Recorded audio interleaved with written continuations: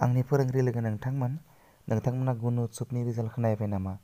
जुदि नोंथांमोना गुन उत्सबनि रिजाल्टखौ नायाखैब्ला आरो नायनो हायाखैब्ला आंनि नैबे भिडिअखौ नायोब्लानो नोंथांमोना नोंथांमोननि फरायसालिनि गुन उत्सबनि रिजाल्टखौ नायनो हागोन।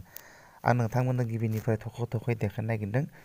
गिबियावनो नोंथांमोना UC ब्राउजारखौ खुलिनानै लाग्रोदो। UC ब्राउजारखौ खुलिनानै लानायनि उनाव गुगोलाव थांदो।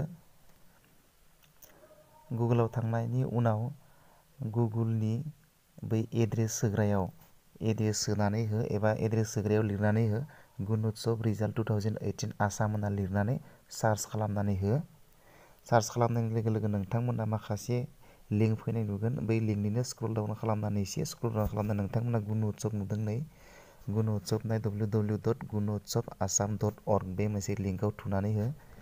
बे लिंकआव थुनानै होनाय लोगो लोगो नोंथांमोना गुन उत्सबनि मेन पेजखौ नुनो मोनगोन।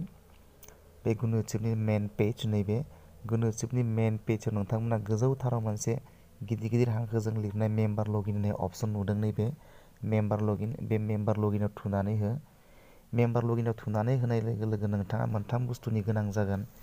बे जाहैबाय इउजार नेम, पासवार्ड आरो पासवार्डनि सिङाव थानाय बे गोसोम गाबनि अनजिमा माखासे फिसा अनजिमा जायखौ केपचा होननानै बुङो इंराजियाव।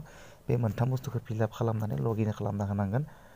दाना नोंथाङा इउजार नेमाव नोंथांनि फरायसालिनि डाइसक'डखौ सोनानै होनांगोन। आं जायखिजाया मोनसे फरायसालिनि डाइसक'ड थुनानै होबाय आरो सिङाव पासवार्ड लिरनांगोन। पासवार्डखौ नोंथांमोना गोसोआव लाखिनांगोन।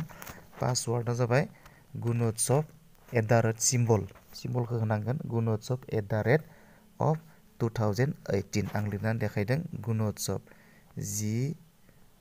GUNOTSAV गुन उत्सब ओमफ्राय नैबेखौ होनांगोन नैया बेनिफ्राय 2018 सोबाय आङो। बिनि उनाव बे केपचाखौ होनांगोन फिसा गोसोम गाबनि हांखो अनजिमाखौ नैबे लांदां जायगायाव सोनानै होनांगोन। मा दं 22 बेनिफ्राय 815858 आरो 10 बे केपचाखौ होखांनायनि उनाव सिंथाराव थानाय लगइन अपसनाव थुनानै हो। लगइन अपसनाव थुनानै होनाय लोगो लोगो नोंथांनि फरायसालिनि मार्कशीटखौ नुनो मोननाय जासिगोन। दाना नोंथांमोना बेबायदि नुनो मोनगोन। बेबायदि नुनो मोननायनि गोजौथाराव नोंथांमोना दोंब्रै आसनि मोनसे सिम्बल नुदों। नै खनायाव गोजौनि खनायाव आगदा साइडथिं गोजौनि खनायाव नोंथांमोना बेबायदि दोंब्रै आस नुनो मोनदों। बे दोंब्रै आसाव थुनानै हो। बे दोंब्रै आसाव आं थुनानै होबाय। नोंथांमोनाबो थुना लाजागोन। नोंथांमोना मोनब्रै अपसन नुदों। Dashboard, child certificate, school wise, class wise, students list report 2 to 5 ओमफ्राय लग आउट। नोंथांमोना डेशबर्डआव थुयोब्लाथाय एज ए हल बे साइटनि मार्कशीटनि फरायसालिनि गासै डिटेल्सखौ नुनो मोनगोन। बेनि उनाव नैथियाव नुदों चाइल्ड सार्टिफिकेटआव थुनानै हो।